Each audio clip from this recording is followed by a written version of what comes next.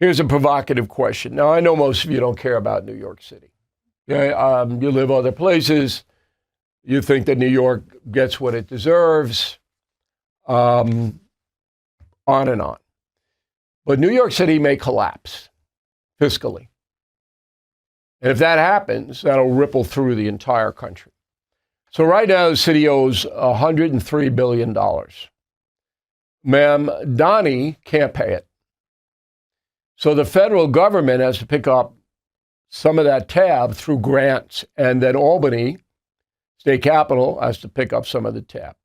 Mamdani just keeps rolling things up, charging the taxpayer more and more and more and more. He knows he can't pay it, doesn't care. That's what communists do. They want to bankrupt the system.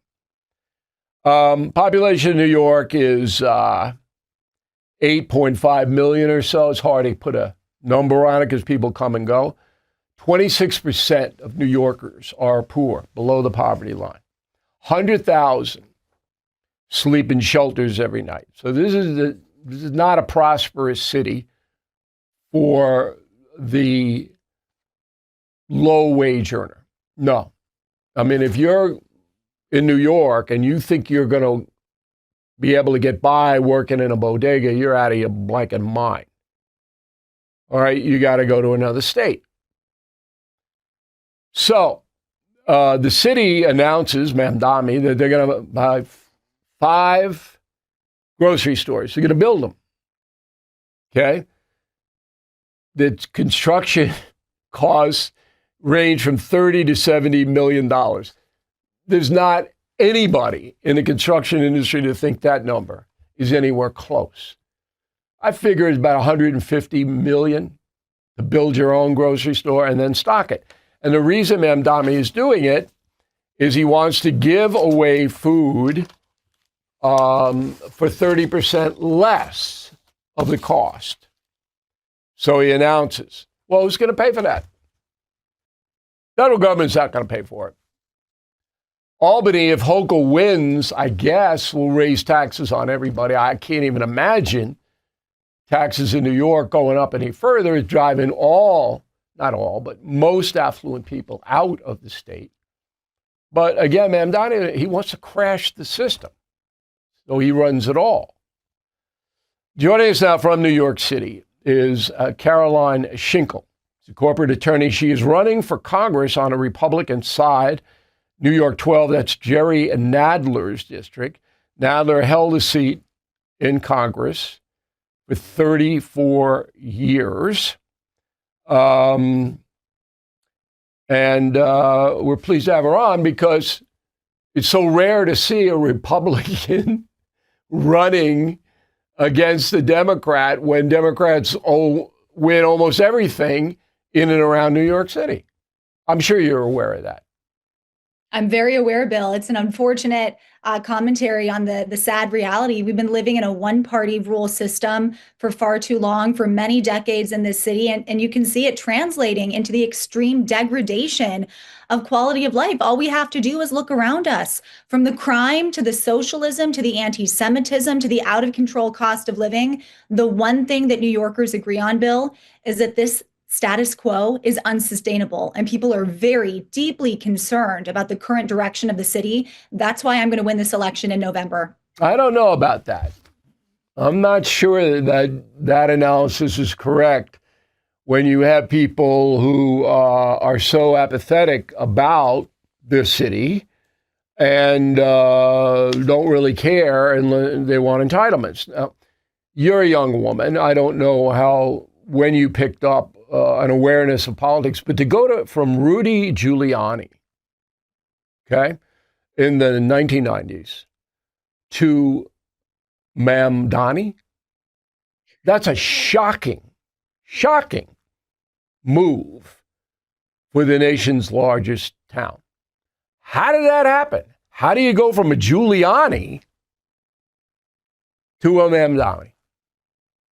I think it speaks to the failure of our public education system, where now students aren't even being educated about the failures of socialism and communism and these radical ideologies that have never worked throughout history. I think it also speaks to the extreme frustration a lot of Americans are dealing with. Affordability is an issue in New York City, but the problem is it's the result of the economic distortion being created by the very people running for office. So, this is the deal, Bill. Do you like paying exorbitant taxes? Do you like paying five-figure tax penalties because you happen to own a second property in New York City? Do you like a mayor who's tripling down on anti-Semitic rhetoric and leading to anti-Semitic violence and hate crimes in the city? We have a mayor who's running New York City from the Idi Amin School of Despotism. I mean, he's from Uganda. And you look at the crime situation, crime is up in the city. I don't care what the statistics tell you. Quality of life crime is up. Yes. Major crime like murder is down. But you ask a very good question, Ms. Schenkel. You say, how can people stand by? Well, the people that you mentioned don't pay taxes. They don't pay them. Okay, so they either dodge them completely or they're under the poverty level, so the government's actually paying them on their income tax when they file. All right, they don't have anything invested in New York City.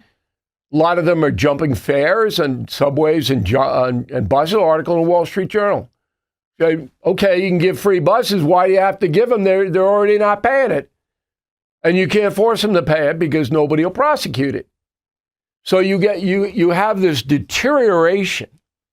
Look, if you study history, you know the Tsar of Russia was one of the most heinous individuals who's ever lived. Horrible. Okay, and everybody in Russia knew he was horrible. And the communists got him out, they took over. In New York City, it wasn't that way. You had Bloomberg, who was all right.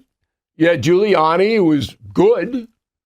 And the city prospered under them.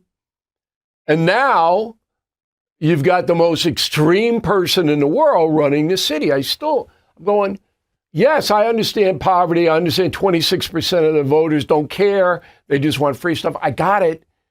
But the others should overwhelm that. They should be voting for you in your district. But I'll tell you, Carolyn, you're up against it. You're up against it. I am. And I can tell you my district is a different situation. New York 12 did not vote for Mamdani in November. They were looking for something better. They want normal. They want quality. They want a positive alternative. And that's me. I'm a very different type of candidate than the typical Republican who steps up to run in this kind of a lopsided district. I've built my career in the private sector at the highest levels of corporate law in international central banking, both at the Federal Reserve in Washington and also at central banks around the world. Anti-Semitism and standing with Israel are key pieces of my platform. This is what the people are looking for. And the DSA, this is a very dangerous radical group, and the Democrat Party is ratifying this kind of behavior right now. But my district, Bill, they want normal. And you look at the crime. I mean, under Mayor Giuliani, who is supporting me and who has endorsed me, by the way, we had a zero tolerance policy. And you see the effects. There was relatively no crime. And under Mamdani, it's a 100% tolerance policy and a coddle the criminals situation. It's really got to end. And on the Democratic side, my opponent is vilifying law enforcement. He wants to abolish ICE. I mean, this is radical stuff. Yeah, he's a loon. But have anybody given you a hard time? Has the Democratic machine in New York given you a hard time? Anybody come after you? Not yet, Bill, because in their minds, this race is done. My opponent, I don't even know if he's campaigning anymore. I think they think this race is over since the Democratic primary happened in June. But we are just getting started. There has been an overwhelming grassroots movement of support for me, not only among Republicans and conservatives, but among Democrats and independents who are so fed up with the status quo. And again, the state of the Democratic Party that's ratifying this behavior. And my opponent endorsed Mamdani. He supports Mamdani. He's completely caved in on Israel and the anti-Semitism issue. He's never called out Mamdani for any of the anti-Semitic rhetoric. And you know, the minute he gets elected, if we allow that to happen, he's going to bend the knee to Mamdani and appease the radical left, because his only goal is to get elected and stay elected. Otherwise, he knows he's going to go the way of Dan Goldman. So we've got to nip this in the bud, Bill. And New York City is worth saving. I truly believe we're still the greatest city in the world, but we got to act like it. We have to get leadership in there who really reflects those ideals and who really loves our country and wants to preserve New York City as the center of global enterprise for generations to come. That's what I represent. And we're going to save New York City by acting like winners, by thinking like winners, not by acting like victims and dependents. So we're going to get it done in November. All right, Caroline, thank you very much for coming on, and your opponent's welcome too. We'll never see them, okay, but we're fair. If he wants to come on and defend Mamdani, we're willing to hear him. Good luck. Thanks for coming on tonight.